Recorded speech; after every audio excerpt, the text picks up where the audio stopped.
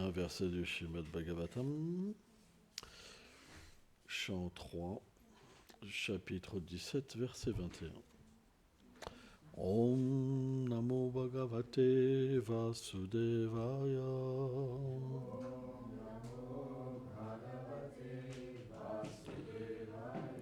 Om Namo Bhagavate Vasudevaya.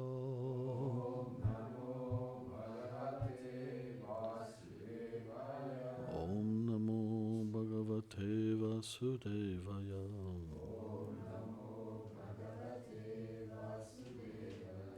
Dharmachastupam manujam Kete samam nuvartate Saevam yes adalmena Vyetim padena vardata. Traduction. Dans l'âge de Satya, le Dharma demeure dans sa gloire primordiale, se tenant sur ses quatre pattes puissantes, qui représentent l'austérité, la pénitence interne et la pureté externe, la compassion et la véracité. Dans les autres âges, alors que l'impiété avance d'un quart, la religion décline d'un quart.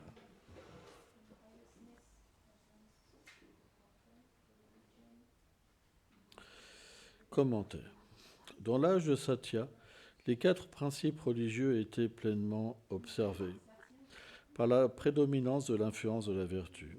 Mais avec l'avancée des âges, à cause de l'influence de la passion et de l'ignorance, qui ont pris l'avantage sur celle de la vertu, l'irreligion s'est accrue, ce qui amena les principes de la religion à décroître d'un quart avec l'avancée de chaque âge.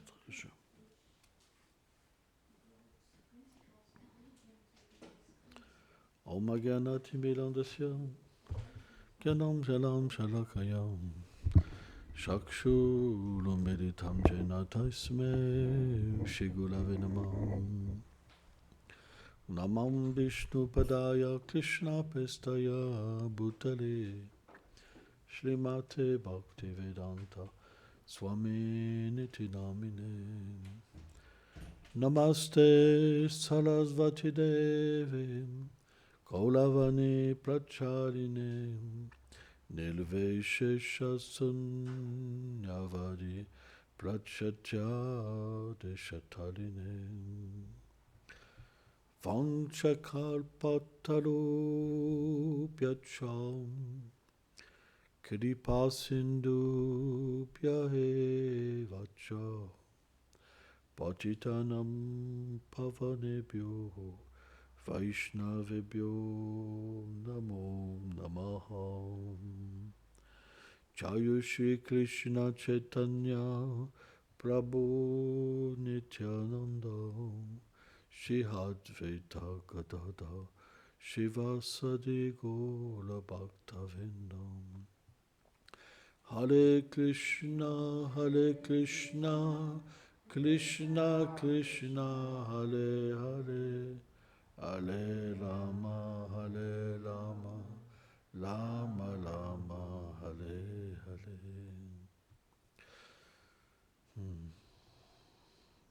Ce verset, qui est très important, explique la nature du temps, comment le temps dégrade toute chose. Et ce qui nous fait comprendre qu'avec l'avènement de l'âge de Kali, il ne reste pas grand-chose des principes religieux. On dit que la véracité reste mais tremblante. Or, la véracité, dans l'âge de Kali, il est même difficile de la trouver. Mais le Srimad Bhagavatam explique qu'il y a une grande qualité dans cet âge de Kali. C'est que le Seigneur donne un processus qui est très facile. Parce qu'on est extrêmement déchu. Et ce processus, c'est le chant des saints noms. C'est pourquoi le Seigneur Krishna lorsqu'il a énoncé ce verset, Savadamam Paichajam Ekam Shambhaja, quand il a expliqué, Srila Prabhupada dit, pourquoi Krishna dit laisse tous ces dharmas? Il parle de dharma des êtres humains, Prabhupada dit. L'invention des êtres humains.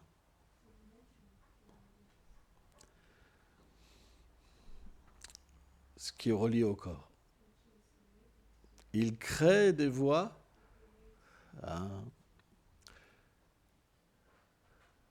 pour le bonheur matériel.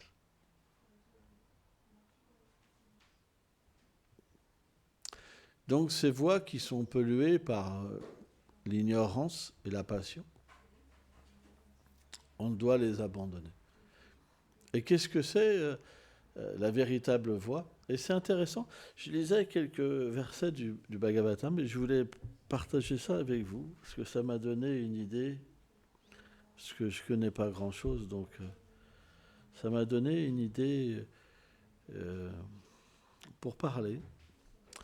Et dans le deuxième chapitre du Bhagavatam, il y a divers versets qui vont traiter en fait de ce véritable but. Par exemple, le verset 11, il y a plusieurs versets que je vais décrire. Et Vadanti tattva vidans tattvam yam jnanam madhyayam brahmeti paramadbeti bhagavan iti shabdaye. Oh non, c'est pas celui-là que je veux. Excusez-moi. C'est pas sur ces trois.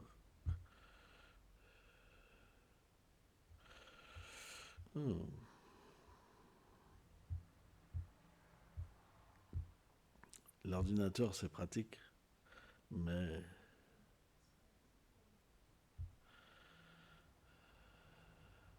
bref, j'ai perdu mes versets.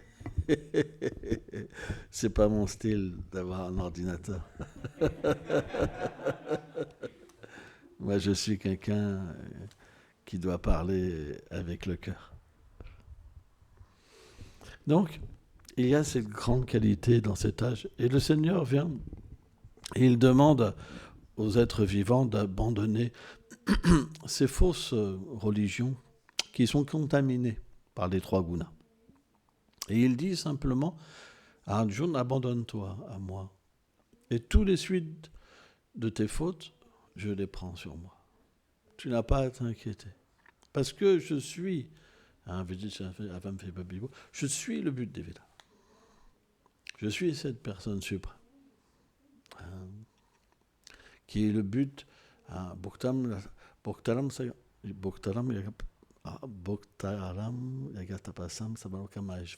Je suis en fait le but de tous les sacrifices. C'est moi qui maintiens les planètes, c'est moi qui maintiens les devas. Je suis l'origine de tout. Celui qui comprend ça, il atteint la paix. Mais qu'est-ce que c'est cette paix? Qu'est-ce que c'est cette paix? C'est très profond les paroles de la Bhagavad Gita. Mais elles peuvent être comprises que par celui qui a réalisé Krishna. C'est quoi cette paix? C'est la réalisation de qui nous sommes éternellement. Parce que lorsqu'on expérimente cette position éternelle, alors c'est tellement naturel et tellement merveilleux qu'on n'a rien d'autre à espérer. Alors que matériellement, si on regarde bien, dans toutes nos relations, tout est calculé. On parle avec quelqu'un et on peut penser à autre chose. Par exemple, ce monde, il est toujours pareil. On va penser ça. On parle, mais pour rien dire. Ou alors, on n'a pas envie de voir quelqu'un. Ou alors, on part dans l'illusion d'oublier notre réalité pour après souffrir. C'est un cycle. Et dans cette circonstance matérielle, dans cette action où on cherche la satisfaction, à travers le corps, on ne trouve aucune satisfaction. Et ça sera notre réalisation. Vous avez beau rencontrer une jeune fille ou un jeune homme tombé amoureux, ça ne durera qu'un moment et les problèmes vont arriver. C'est l'expérience que tout le monde fait. Mais l'illusion est là, Maya est là, pour nous tricher, nous faire croire que c'est quelque chose d'extraordinaire et merveilleux. Mais en fait, on souffre dans cette situation-là. C'est une réalité.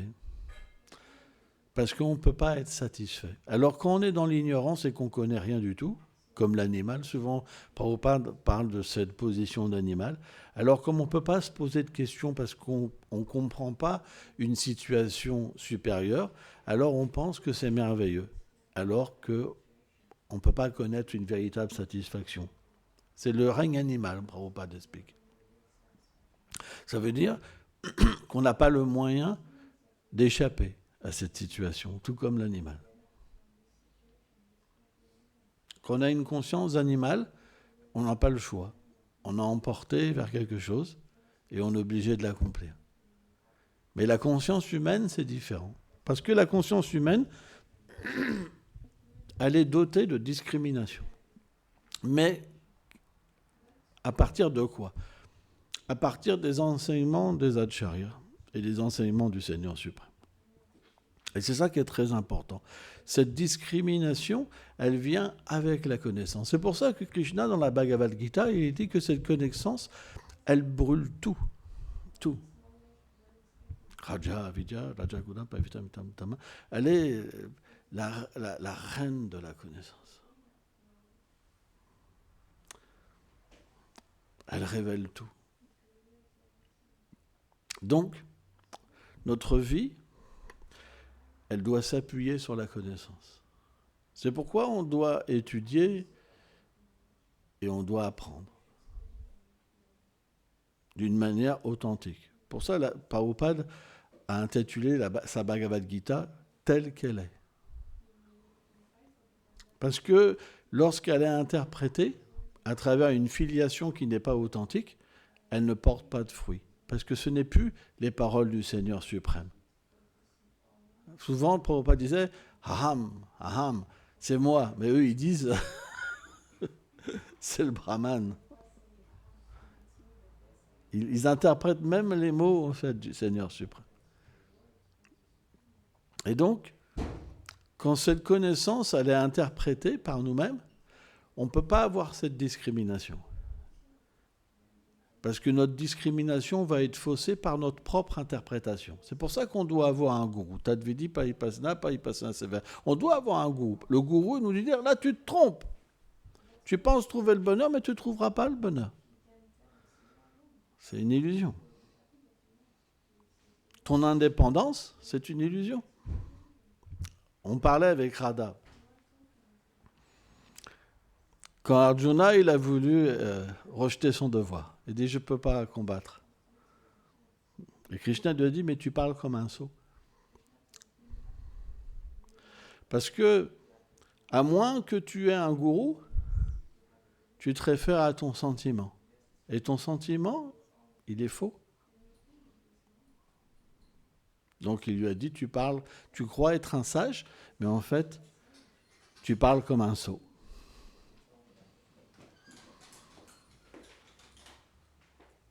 Et c'est très intéressant. C'est que, une fois que Krishna, Arjuna, il accepte les conseils de Krishna, une fois qu'il l'accepte, il dit « je suis à présent ton disciple. Je m'en remets à toi ». Et c'est à partir de là qu'on échappe à l'ignorance et à la passion. C'est à partir de là qu'on devient un disciple. Avant, quand le gourou nous dit de faire quelque chose, le Gurudev, là, moi je me retire, là, je ne peux pas. Ça veut dire qu'on n'est même pas un disciple. En fait, quand on challenge avec le maître spirituel, c'est-à-dire qu'on n'est pas un disciple. Parce que le disciple, il devrait juste dire oui au gourou. C'est ce que Prabhupada nous a appris. C'est vrai. Écoutez les classes de Prabhupada. Écoutez les classes de Prabhupada. Ça ne va pas plus loin que ça. Et même il explique que même un disciple, pour avoir une vie sexuelle, il doit demander au gourou l'autorisation. Ça va jusqu'à là, en fait. À moins que vous soyez sur ce plan-là, vous n'êtes pas abandonné.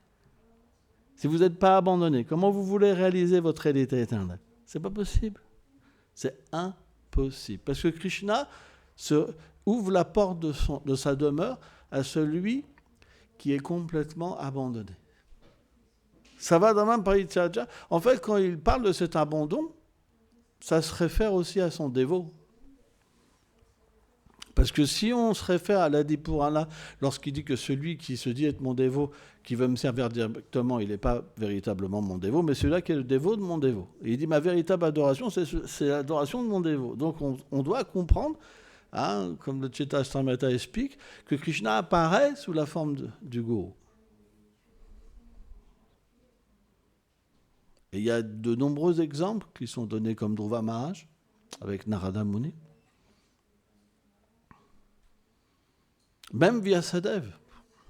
Vyasadeva, il est celui qui compile les écritures védiques. Et pourtant, Narada Muni l'a repris, il n'a rien dit. Il n'a pas dit, là, moi, c'est pas possible. Moi, je ne fais pas. Non, il a juste baissé la tête et il a accompli l'ordre du gourou. Donc, c'est très élevé d'être un disciple. Qui est disciple? C'est expliqué qu'un maître spirituel authentique, c'est rare, mais encore plus rare un disciple. Ça n'existe presque pas, en fait. C'est pourquoi c'est très compliqué de retourner au monde transcendantal. C'est pas si simple que ça.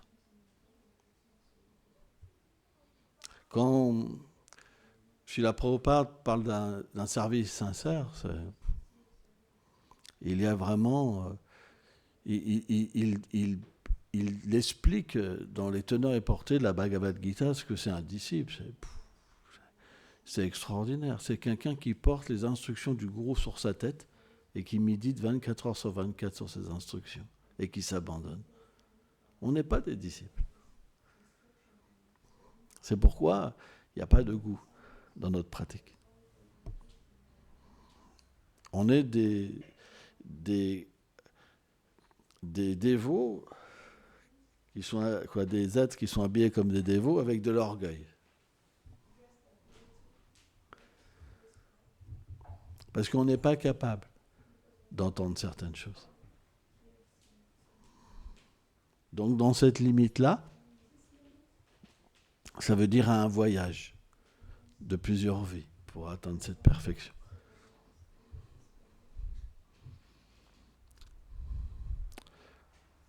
Peut-être c'est tranchant, mais c'est les enseignements de Prabhupada. Hein, dans ce verset,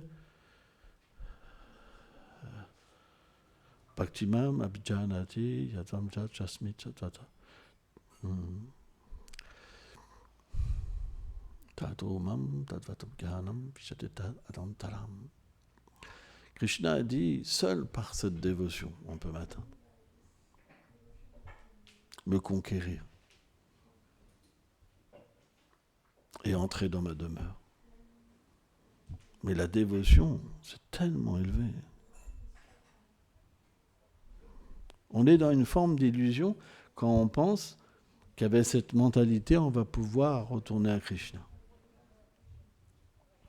Quand Prabhupada, il parle d'un service sincère, qu'il dit qu'il vient dans ce monde, et il a dit à Krishna, à une condition, c'est que tu reprennes tous ceux qui m'offrent un service sincère, mais quelle est la nature de ce service sincère? Service sincère, ça veut dire oui. Je me rappelle de ce passage, Mandakini, qui est une dévote française, et elle voulait juste faire plaisir à Prabhupada. Et vous vous rendez compte, à cette époque-là, la Russie, c'était extrêmement dangereux d'aller en Russie. C'était interdit, la religion, interdit, sous peine d'emprisonnement et tout. Et elle lui a dit, et Prabhupada lui a dit, je voudrais que tu ailles quelque part, Mandakini. Oui, Prabhupada, en Russie. Et il y a eu même un mariage blanc, en fait. Vous vous rendez compte, les sacrifices, la foi dans le gourou, prêt à tout donner. Mais nous, quand le gourou vous dit quelque chose, oh bon, je suis pas prêt. On considère même comme un mauvais père. C'est comme ça. Mais on doit accepter aussi notre déchéance. C'est important. Parce que ça permet de développer l'humilité. La réalité, il faut la voir. C'est important. Le Vaishnav, il parle de la vérité. C'est comme une glace. Vous ne pourrez pas échapper. vous serez coincé. C'est la nature des Vaishnavas. Parce que quand il parle, ça sort parce qu'il y a besoin de quelque chose. Voir notre vérité, ça nous permet de développer ce désir. Parce que si je vois là où j'en suis, c'est impossible pour moi d'atteindre ce monde où tout est abandonné. Chez la Bhakti Chakash Usoli Maharaj, il dit que le halo de Radharani, c'est Sharanagati. L'abandon. C'est l'atmosphère de ce monde. Tout est abandonné aux uns et aux autres pour le plaisir de Radha et Krishna.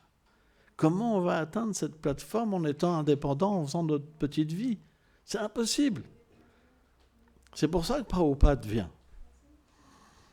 Il nous engage. Mais on ne peut pas par nous-mêmes nous engager. On doit suivre ce principe. Ce principe de la Guru Paramba. De comprendre que l'instruction qu'on reçoit, ce n'est pas quelque chose d'ordinaire. Parce que si on commence à être contre, ah mais là c'est pas juste, j'ai pas envie de faire ça, je fais trop, je fais ceci, je fais cela, c'est pas la façon qu'on doit méditer. Le résultat viendra pas.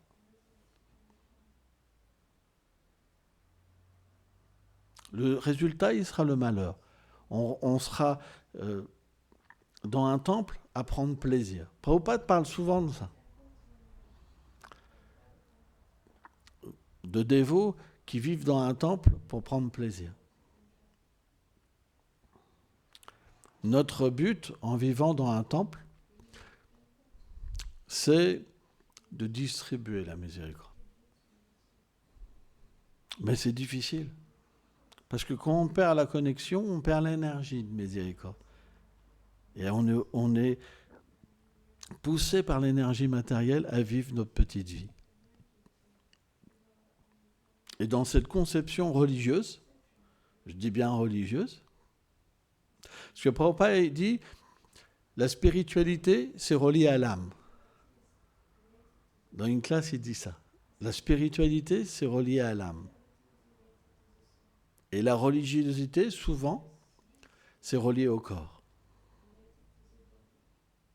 Donc, en tant que religieux, on va accepter tout ce phénomène que Krishna nous donne, mais on va en retirer un plaisir. Et on va même, en fait, penser qu'une partie de ce lieu, il est à nous.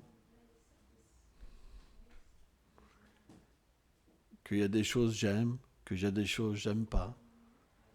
Il y a toute une forme de dualité qui vient, en fait, dans le cœur du dévot et qui détruit graduellement son goût pour la vie spirituelle.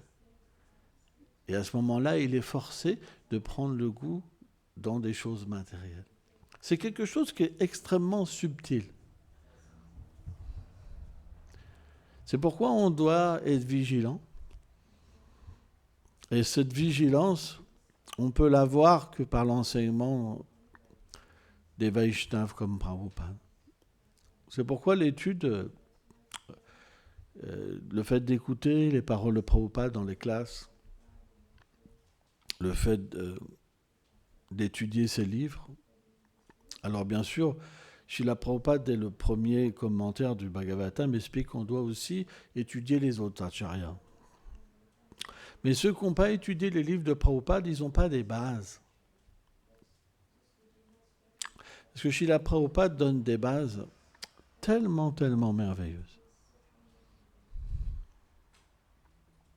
Parce que les commentaires des autres acharyas, ils sont compliqués. Si on n'a pas de base, c'est très difficile à comprendre. Parce que c'est des termes souvent plus techniques. Donc, si on n'étudie pas, si on n'écoute pas, on ne peut pas avoir de discrimination et comprendre qu'on se trompe. Et surtout, on ne peut pas avoir de force pour reprendre un chemin qui est meilleur. On doit comprendre une chose. Je me rappelle d'avoir rencontré une disciple de Bhakti Pramod Puri Maharaj. Et elle m'avait dit comme ça que lorsqu'elle avait entendu en fait son maître spirituel, elle avait réalisé qu'elle n'avait rien compris. Et c'est ça la vie spirituelle. On doit toujours se remettre en question. Parce qu'on se trompe constamment. Il y a cette nature, en tant qu'âme conditionnée, Bhukti, Kami, Siddhi Kami, qui va nous forcer en fait à reprendre de nouveaux plaisirs dans ce monde. C'est extrêmement subtil. Alors bien sûr, il faut un équilibre entre le plaisir et l'austérité, Krishna le dit, parce que c'est le principe du yoga même. Mais lorsqu'on parle de plaisir, Srila Prabhupada explique, c'est de trouver plaisir avec Krishna. Et c'est ça qu'on doit rectifier dans notre vie. Dévier, c'est quelque chose de normal. Mais ce qui n'est pas normal, c'est qu'on ne se recentre pas. On peut le sentir. Parce qu'on a tous une expérience spirituelle. Qu'elle soit grande ou petite. Quand cette expérience disparaît, c'est qu'on est mal situé.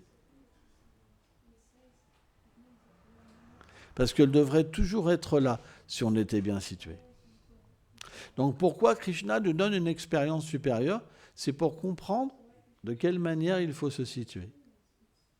Parce que simplement, par la théorie, on ne peut pas comprendre ce principe de la discrimination. Parce que pour discriminer, il faut une expérience supérieure. Par l'expérience, on peut comprendre, lorsque cette expérience nous quitte, qu'on se trompe. Et si elle disparaît, c'est parce que Krishna nous donne un moyen de se situer correctement. Et à un moment, on souffre. Parce que si on prend trop de temps à bien se recentrer, c'est comme si on se perd complètement. Et le goût disparaît. Et là, c'est une grande souffrance. C'est comme une traversée du désert. Et naturellement, si l'expérience est là, est présente, dans le souvenir,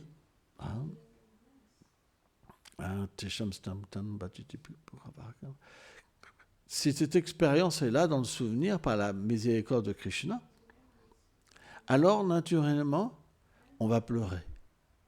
On va réaliser, Krishna, je me suis perdu. Je me suis complètement perdu. Je ne sais plus quoi faire. Je suis perdu. Extérieurement, on paraît normal. On va même donner une bonne classe, chanter. Mais intérieurement, tout a disparu. Tout a disparu parce que on n'a pas été vigilant. Ça veut dire que graduellement, on s'écarte. Alors, c'est toujours plus, et à un moment, on est perdu. Donc, c'est là qu'il faut pleurer. Si on ne pleure pas quand on est perdu, on va rester perdu. Et qui peut venir nous chercher ? À un haut niveau, Krishna va venir, quand on est un pur dévot. Parce que Krishna peut disparaître de son dévot pour le faire pleurer. Ça, c'est un haut niveau. C'est perdu dans la séparation. Mais pour nous, ce n'est pas à ce niveau-là. C'est qu'on s'est perdu dans l'illusion. C'est le gourou. Si on rejette le gourou, alors on est fini. C'est fini. Si le gourou nous dit, là, tu fais pas ça, et que vous commencez à ramener une manifestation pour dire, là, je suis pas d'accord, alors vous êtes perdu. C'est fini. Parce que Krishna ne peut plus rien faire. Donc, on doit faire attention. La vie spirituelle, chez la Prabhupada disait, c'est comme un fil. Il n'y a pas beaucoup pour passer d'un côté à l'autre. Quand on passe du côté de Krishna, c'est facile. Mais aussi, on peut passer du côté de Maya. Parce que lorsqu'on n'est pas une âme réalisée, qu'est-ce qu'on connaît de Krishna réellement ? On connaît Maya, mais on ne connaît pas Krishna. La preuve, c'est que lorsqu'on écoute sur Krishna, on dort. Mais quand on prajalp, on ne dort pas, on est très éveillé. Mais quand c'est le moment de Krishna,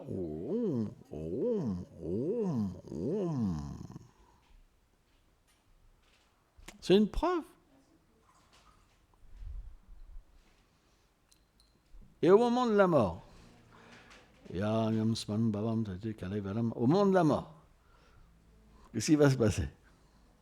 On va pouvoir penser à quoi au moment de la mort ? À celui qu'on ne connaît pas ?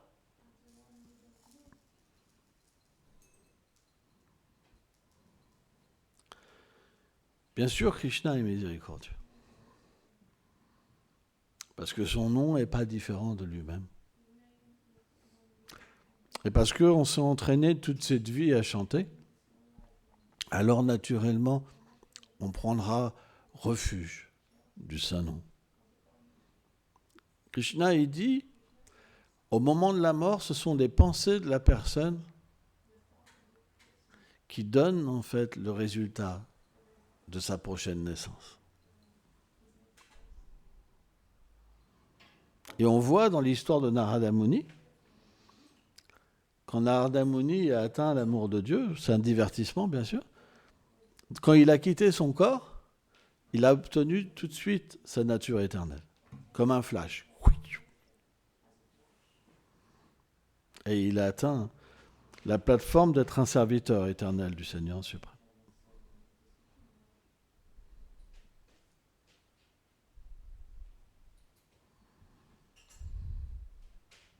Donc on doit méditer sur tout ça. C'est important. Et aussi méditer sur l'importance de la miséricorde de Prabhupada à travers les dévots, à travers le temple. Je vais vous donner un exemple. Quand on est au Mongol Arti, on est 20. Il y a de la puissance. Allez au Gora Arti le soir. Quand il y a 2-3 personnes. Ou quand vous êtes tout seul. Vous allez voir, c'est pas si simple que ça. Vous allez voir comment les autres, ils sont importants. C'est l'union qui fait la force. Tout seul, on n'est rien du tout. Rien du tout. C'est pourquoi le principe du bhajan, chanter seul, c'est pas ce que Prabhupada voulait. Il a déconseillé ça. Même Srila Bhaktisiddhanta Saraswati Prabhupada, il a fait un chant là-dessus.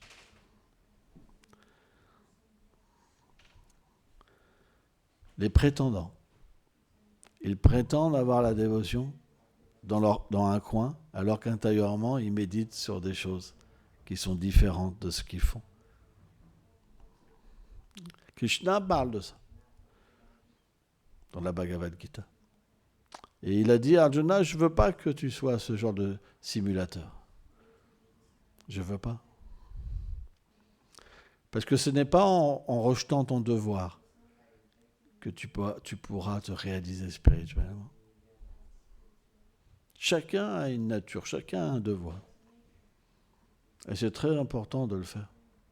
Bon, je ne vais pas donner une classe d'1h30, mais le point, c'est que on doit absolument pratiquer dans la compagnie des dévots, et pas tout seul. Cette pratique seule, elle ne mène pas à la véritable bhakti.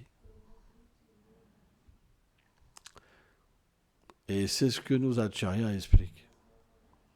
Alors bien sûr, si le maître spirituel nous donne l'instruction de chanter, on doit chanter, mais jamais séparer des dévots. Jamais, jamais, jamais. Notre vie indépendante nous amènera nulle part. Juste avoir des fautes dans notre gourou et à rejeter ses instructions. C'est ça la vie indépendante. C'est pourquoi on doit avoir notre vie centrée sur le temple, centrée sur la mission. C'est la meilleure façon de se détacher de l'indépendance. Sans ça, on va tous graduellement se diriger vers une petite vie. Je veux des vacances, je veux ceci, je veux cela. Et on est de plus en plus en vacances que quand on fait notre service. C'est ce qu'on appelle la chute spirituelle. On n'est pas des matérialistes. Nos vacances, ça devrait être la pratique. Peut-être dans un lieu différent, à Vrindavan, à Navadvip. Mais on devrait se servir de ces moments pour accroître notre foi ou prêcher. Mais en aucun cas, en fait, le Vaishnava y prend pour lui une satisfaction personnelle. Dans tous les livres de Prabhupada, Prabhupada parle comme ça. C'est une réalité. Alors bien sûr, si on a des enfants, mais encore, on peut les amener en Inde, on peut les amener dans un autre endroit où il y a des temples, où on peut rencontrer des Vaishnavas. Le but des vacances, c'est d'écouter les sadhus. C'est pas de prendre plaisir. Et même les versets du Bhagavatam qui décrivent qu'on doit aller, visiter des lieux de pèlerinage, Prabhupada explique que lorsque c'est indiqué, c'est pour rencontrer des sadhus. Parce que le véritable lieu de pèlerinage, c'est là où les dévots du Seigneur sont présents et qui décrivent les gloires du Seigneur.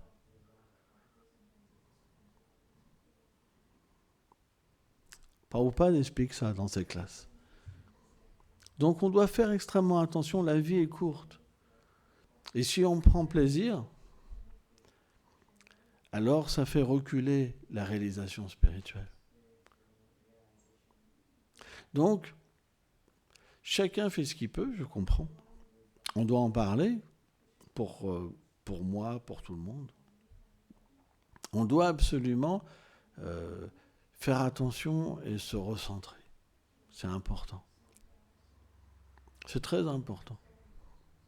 Parce que sans ça, si notre dévotion est mixte, on n'atteindra pas la demeure du Seigneur. Vous vous rendez compte, Prabhupada, il a dit, la plupart de mes disciples veulent être des devas. Qu'est-ce que ça veut dire ? Ça veut dire qu'ils acceptent Krishna parce qu'ils sont plus heureux. C'est dur. Donc on doit avoir ce choix, cette discrimination pour nous. Mais dans les classes, on doit aussi en parler parce que ça fait partie des enseignements de nos acharyas. Pour moi, pour tout le monde. Donc en ce moment, où je me situe. Et c'est quelque chose qu'on doit faire avec l'intelligence.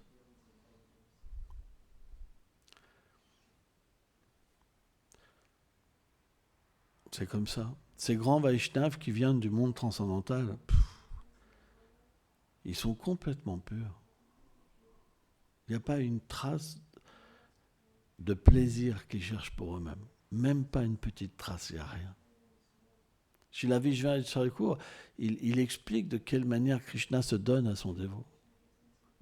Par exemple, l'histoire d'Ambarish Maharaj et d'Urvasa Muni, c'est expliqué. Le Seigneur, il dit, il ne cherche rien pour eux, rien. Il n'y a même pas une faille, il ne peut même pas trouver une faille pour leur combler un désir. Mais vous vous rendez compte? Il n'y a même pas une miette.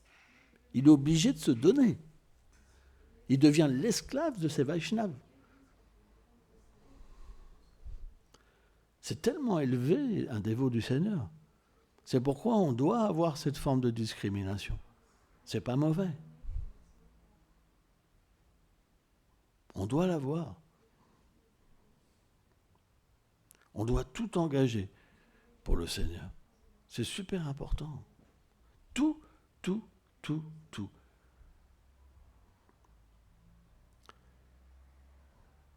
Jai Srila Prabhupada ki jai.